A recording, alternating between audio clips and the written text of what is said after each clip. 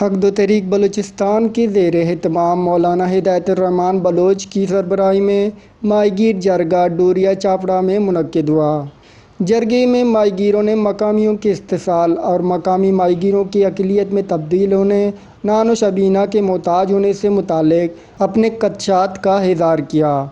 جرگے سے حقد و تحریک بلوچستان کے قائد مولانا ہدایت الرحمان بلوچ نے ماہی گیروں سے خطاب کرتے ہوئے کہا کہ یہ سمندر آپ لوگوں کا ہے اور آپ ہی اس کے وارث ہیں اور آپ لوگوں کی مرضی کے بغیر کچھ نہیں ہوگا۔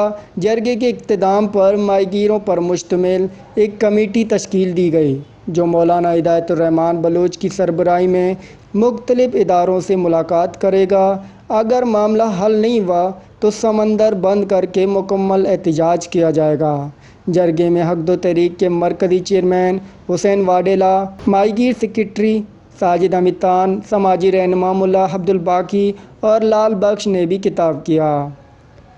وش نیوز گوادر۔